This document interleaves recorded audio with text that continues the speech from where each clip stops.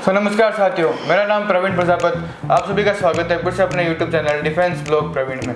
तो जैसा कि साथियों, हमारा जो चैनल है वो एजुकेशन पे ही है और हम बहुत सारे ऐसे वीडियोस हैं, स्कूल की डॉक्यूमेंट्रीज भी बनाते हैं और बहुत सारे स्कूल्स की एजुकेशन किस प्रकार होती है वो भी दिखाते हैं। लेकिन ये जो हम टॉपिक लाए हैं वो है, तो थोड़ा सा बता देता हूँ, ये टॉपिक है शेयर मार्केट का। ये देश का टॉपिक है, देश की एजुकेशन है। इसमें देश में क्या होता है, क्या नहीं होता है, उस प्रकार शेयर मार्केट चलता है, रन होता है। तो चलिए, बहुत सारे सवाल, बहुत सारी डिटेल्स, बहुत सारी गलतफहमी है जो हम आज की युवा पीढ़ी की क्लियर करेंगे। तो हमारे साथ में उपस्थित है श्रीमान मनोज जी दादी, जिनको शेयर मार्केट का 29 ईयर एक्सपीरियंस है और थोड़ा बहुत ये हमें बताएंगे किस प्रकार प्लान करें, किस प्रकार ऑप्शन में काम करें, किस प्रकार इन्वेस्ट करें। तो चलिए, बने रहिए। सर, स्वागत है हमारे चैनल में। नाम बताएं। जी, मेरा नाम मनोज कुमार दाजिच है। तो सर, हाँ, मास सिक्योरिटी सुजानगढ़ अपने जो घंटाघर के पास, घंटाघर से कुछ ही दूरी पे स्थित अपना ये ऑफिस है। Okay. जो कि सूर्य साथी सिक्योरिटीज प्राइवेट की ब्रांच है। ओके। तो सर ये बताइए कि सबसे पहले शेयर मार्केट थोड़ा बेसिक बताइए, इसका क्या बेसिक क्या है? देखिए, शेयर मार्केट क्या है, अपने देश की इकोनॉमी को इफेक्ट करने वाला था। इसमें देश की इकोनॉमी मार्केट पे काफ़ी हद तक असर करती है।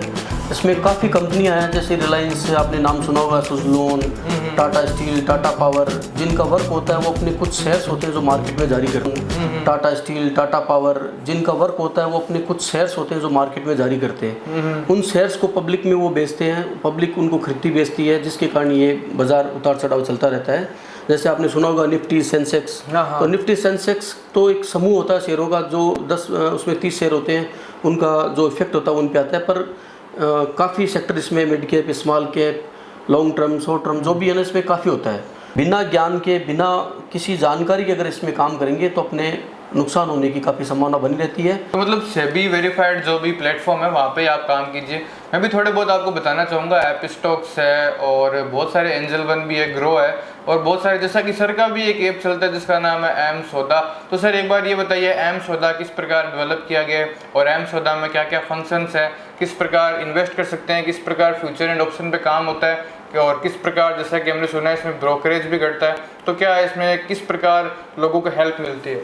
देखिए, हमारे सूर्य साथी सिक्योरिटीज़ का एक ऐप है जिसमें ऑनलाइन ट्रेडिंग का एम सौदा ऐप है। इसमें आप खरीद बेच सकते हैं चीज़, अपना अमाउंट फंड ट्रांसफ़र कर सकते हैं, विड्रा कर सकते हैं, अपना लेजर बैलेंस, फाइनेंशियल ईयर का जो भी इसमें होता है सब कुछ इसमें आता है। तो उसमें ये, और जैसे कंपनियां चलती हैं उनके ऑनलाइन ऐप, जैसे आपने अभी नाम लिया उनके ऐप चलते हैं, वैसे भी हमारा एक एम सौदा ऐप है जिससे आपको न कॉल करना पड़े, आप कहीं भी बस में बैठे हो, घर बैठे हो, कहीं काम कर रहे हो, आप अपना कम समय में अपना बैठ के काम कर सकते हैं और पूरा आपके व्यूज़ आपके सामने रहेगा उसका। कि आपके क्या प्रॉफिट हो रहा है, क्या लॉस हो रहा है, आपने कौन सी कंपनी कितने शेयर खरीदे, क्या एवरेज है, क्या भाव में बेचें, वो सब आपके सामने उस ऐप के द्वारा रहेगा। और ये बहुत ही शानदार ऐप है। जो भी हमारे कस्टमर यूज़ करते हैं वो, उनका ये भी आता है कि भी ये ऐप हमारे लिए बहुत बढ़िया ऐप आपने बनवा के दिया है, जिससे हमें काफ़ी मतलब हेल्प मिल रही है। तो जैसा कि आप देख सकते हैं, कस्टमर्स के रिव्यू भी बहुत बढ़िया होते हैं जो सर को बताते हैं कि भाई आपका ऐप हमारे लिए बहुत बढ़िया है। तो सर सबसे पहले हमारी जो शुरुआत होगी इस सवाल से होगी कि एनएससी और बीएससी क्या होती है। और हमने सुना है ये कुछ कंपनियां हैं जो शेयर मार्केट में मतलब अपनी अपनी कुछ इसमें शेयर्स होते हैं, और एनएससी और बीएससी दो ही हमारे देश में लागू है। देखिए, एनएससी बीएससी कोई कंपनी नहीं है, ये एक्सचेंज हमारे इंडिया के सबसे बड़े दो एक्सचेंज हैं। NSC national stock exchange, BSc Bombay stock exchange. तो ये बीएससी एनएससी जो एक्सचेंज है, इसके द्वारा ही, जो एक्सचेंजों के द्वारा ही हमें जो भाव मिलते हैं, जो कंपनी के भाव चलते हैं सॉफ्टवेयर के द्वारा, तो वो कंपनी हमें प्रोवाइड करवाती है, उनके द्वारा ही वो सब काम होता है। और उनकी देख रेख में ही एक्सचेंज के जो रूल रेगुलेशन है उनकी देख रेख में सब काम होते हैं। तो ये एनएससी बीएससी कोई कंपनी नहीं, ये एक्सचेंज हमारे देश के। मतलब इसके अंदर कंपनियां होती है, शेयर्स होते हैं इनके अंदर, ये एक्सचेंज होते हैं। एक्सचेंज में क्या होता है कि जैसे सॉफ्टवेयर बने हुए, ओडिन है, नीट है, उनके द्वारा उनके भाव चलते हैं। एक्सचेंज वो सभी उस पर काम करता है। तो जैसा कि आप देख सकते हैं कि एनएससी और बीएससी दो ऐसी कंपनी हैं जिसके ऊपर लोग काम करते हैं, और ये एक एक्सचेंज है जिसका एनएससी का फुल फॉर्म होता है नेशनल स्टॉक एक्सचेंज, बीएससी का नाम होता है बॉम्बे स्टॉक एक्सचेंज। तो सर हमारी जो ऑडियंस है उसमें बहुत सारे ऐसे भी लोग हैं जो ये जानना चाहते हैं कि how to invest in share market और how to invest in option future option trading. तो सर ये बताइए, क्या इन्वेस्टिंग बढ़िया है या फ्यूचर एंड ऑप्शन बढ़िया है, तो किस प्रकार इसमें आज बच्चों को या फिर युवा पीढ़ी को या फिर जितने भी वरिष्ठ युवा हैं किस प्रकार काम करें? देखिए, फ्यूचर ऑप्शन, इन्वेस्ट, ये सभी बढ़िया है, पर मैं ज़्यादा राय ये देना चाहता हूँ कि आप इन्वेस्ट कीजिए मार्केट में। फ्यूचर, कमोडिटी, ऑप्शन, इसमें जहाँ तक हो सके रिस्क ज़्यादा रहती है, पैसा लगने का सबसे ज़्यादा चांस रहता है। और इन्वेस्ट आप करोगे तो आपको लॉन्ग टर्म इन्वेस्ट रहेगा तो आपको निश्चित ही प्रॉफिट मिलेगा। उसमें कंपनी डिविडेंड भी देती है, बोनस भी देती है, उनके उतार चढ़ाव रहते हैं, उसमें आपको मौका भी मिलता है कि अपने को कहाँ प्रॉफिट बुक करना चाहिए, कहाँ निकलना चाहिए। और अपन प्रॉफिट बुक करते हैं तो नीचे भाव भी वापस आते हैं, अपने को वापस री इन्वेस्ट कहाँ करना चाहिए। तो इन्वेस्ट में अपने को सबसे ज़्यादा ध्यान देना चाहिए, न कि सट्टे पे। सट्टा बिल्कुल ना करें, सट्टे में आपको कोई प्रॉफिट नहीं होगा। आप इन्वेस्ट कीजिए, इन्वेस्ट में आपको प्रॉफिट श्योर होगा। मतलब फ्यूचर एंड ऑप्शन एक सट्टा है?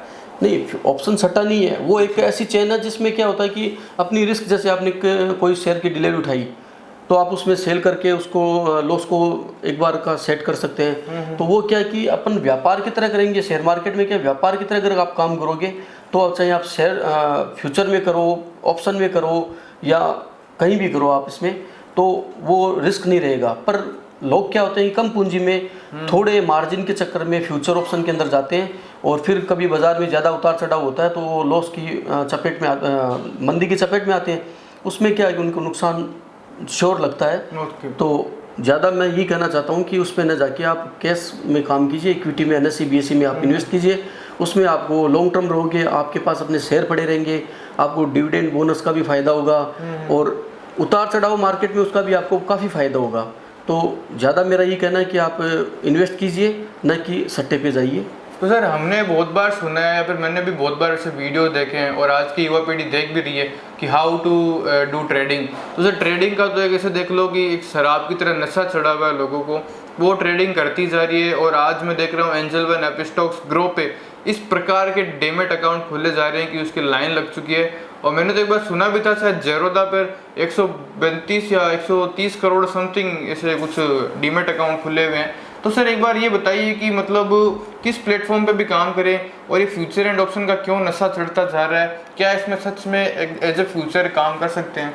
देखिए, क्या हो रहा है कि जैसे कंपनियां अपने ऑनलाइन ऐप जारी कर रखा है, वो अपने ऐड देता है, उससे क्या है कि अकाउंट तो खुल सकते हैं। लोगों का रुझान इसलिए कि जैसे आजकल मार्केट का जो बार बार आ रहा है, अपने जैसे अखबारों में आ रहा है, टीवी पे आ रहा है, और ये इंटरनेशनल मार्केट है तो इंटरनेशनल मार्केट इफेक्ट होता है, तो नेचुरल है कि देश की इकोनॉमी इसके द्वारा ही चलती है, तो इसमें भी लोगों का रुझान ज़रूर होता है। अब जैसे युवा पीढ़ी लगी हुई है तो मैं युवा पीढ़ी को ये संदेश देना चाहता हूँ कि आप अपने परिवार को बिना पूछे, अपने माँ बाप से बिना पूछे ये काम न करें और अपने पढ़ाई के खर्चे को इसमें न इन्वेस्ट करें, पढ़ाई पे ध्यान दें कि आप इसमें काम न करें। जानकारी के अभाव में आपको काफ़ी नुकसान हो सकता है। तो सर, हमने बहुत सारे लोगों को देखा है वो टिप्स देते हैं टेलीग्राम पे, और ऐसे मैं देख रहा हूँ कि लाइव भी आजकल ट्रेडिंग चलती है जिस पे लोग 30,000 लाइव आते हैं, 25,000। अलग अलग चैनल्स के अलग अलग ओनर है।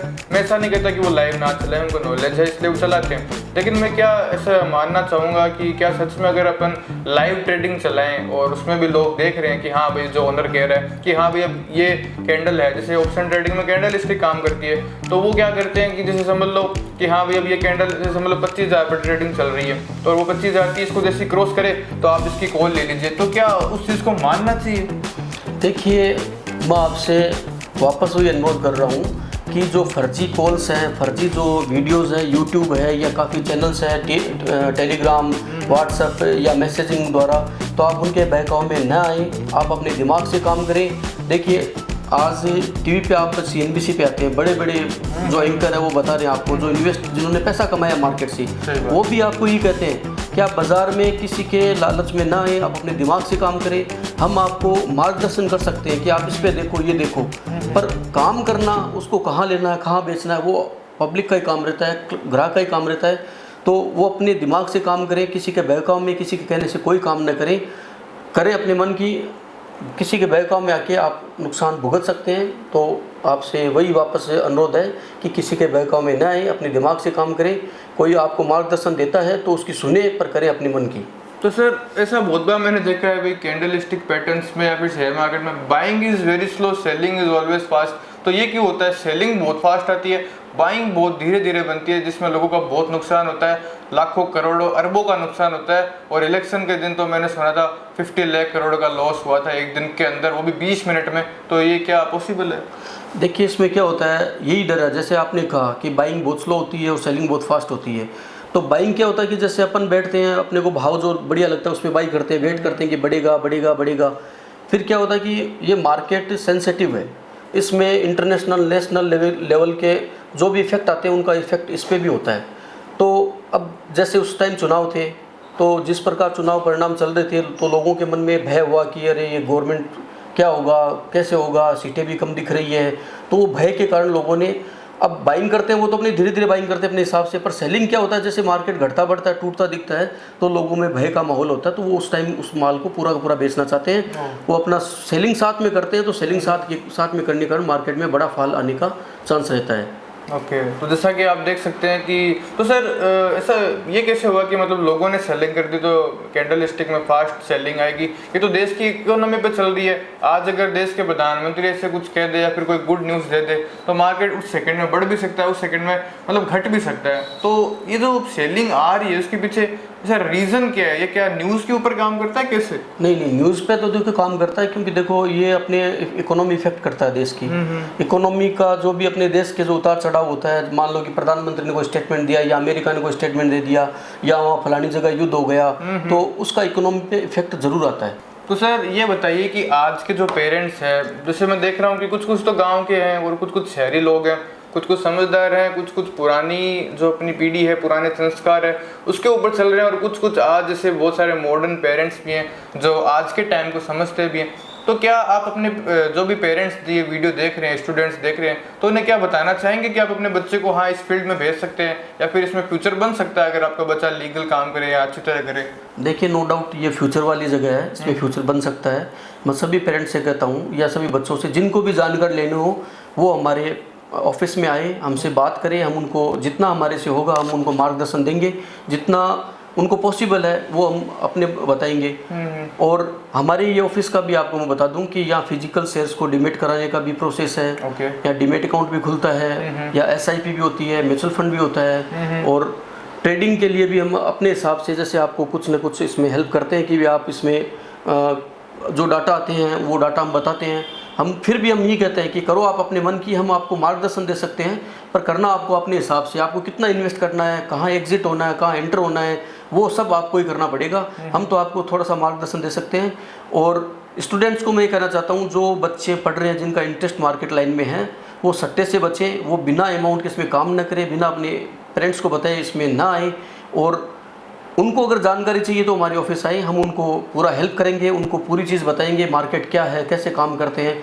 और जॉब ऑप्शन भी हमारे पास रहता है कि कोई बच्चा काम कर रहा है, वो अगर बढ़िया उसमें हो रहा है तो जॉब के लायक है तो उसको हम जॉब भी देते हैं, उसको कहीं और भी जगह जॉब के लिए भेजते हैं। तो वो भी हमारा यहाँ रहता है कि जो मेहनत करता है, जो मार्केट में काम करना चाहता है, जिसका माइंड इसमें है और उसकी वो खुद की पता चल जाएगा अपने को क्या है, उसकी हॉबीज़ क्या है, उसके हिसाब से तो हम उसकी हेल्प करते हैं।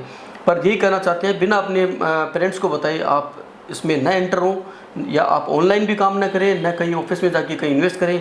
आजकल कई जगह कर रखा है, जैसे लोगों को कंप्यूटर लगा लिए, उनको सिखा रहे हैं, कर रहे हैं। तो मेरे हिसाब से तो सही नहीं है, क्योंकि बच्चों को उसमें आदत लग गई। अगर मान लो ट्रेडिंग की ज़्यादा की, वो पढ़ाई को छोड़ के उसमें घुस जाएंगे। तो मैं पेरेंट्स से भी कहना चाहता हूँ कि आप पहले बच्चों की पढ़ाई पूरी कराएं। बच्चा पढ़ाई कर रहा है, वो अगर साइड में अगर काम करना चाहता है बाद में, तो आप इस क्षेत्र को चुनिए और अन्यथा उनको अवॉइड कीजिए, क्योंकि कहीं ऐसा ना हो कि लालच में वो फंस जाए और कोई बड़ा नुकसान आपको झेलना पड़े। तो सर इन्वेस्टिंग के लिए मतलब लगभग कितना पैसा है कि नॉर्मली यूजुअली या फिर कोई शुरुआती दौर में आ रहा है तो ऐसे होता है? मैंने सुना है कि 20,000 या 25,000 से शुरू करें, 10,000 से शुरू करें, 5,000 से शुरू करें, क्योंकि इसमें एक फिक्स अमाउंट तो होना ही चाहिए भाई कि हाँ भाई आप इतने अमाउंट से शुरू करोगे तभी आपको धीरे धीरे प्रॉफिट शुरू होगा। क्योंकि छोटे अमाउंट पे आओगे तो वो तो 2 सेकंड में चला जाएगा।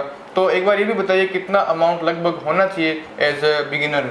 देखिए मैंने पहले आपको ये कहा था, या अमाउंट जो आप इन्वेस्ट करते हैं ना, वो एक बेस होता है कि अपने को इस तरीके से काम करना, अपना ये लॉस अपन को लगे तो अपने इफेक्ट ना हो।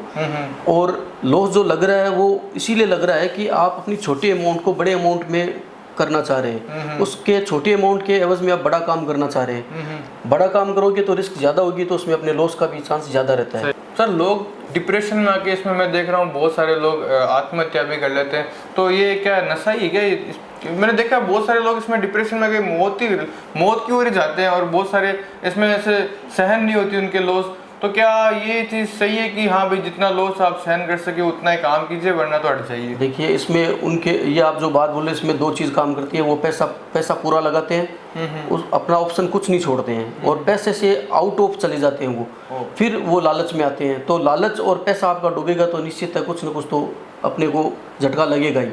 तो मैं यही समझाना चाहता हूँ, यही आपके चैनल के माध्यम से सबको कहना चाहता हूँ कि आप अपना पैसा सुरक्षित रखें, इसमें लगाएं, अपने हिसाब से काम करें। ज़्यादा पैसा हो तो ज़्यादा करें, कम हो तो कम करें, अपने पैसे के हिसाब से काम करें। स्किल है एक तरीके की, ये स्किल है, इसमें बहुत बड़ा स्कोप है। अगर आप इसमें अगर सही तरीके से अगर आपने कोई चेन पकड़ ली तो आपको इसमें पैसा ही पैसा मिलेगा, इसमें कोई नुकसान नहीं है। इसमें पैसा बनने का बहुत बड़ा स्कोप है। जैसे मैंने आपको कहा, ये अथाक समुद्र है, ये इतना बड़ा समुद्र है कि इसमें पैसा लेने वाला चाहिए।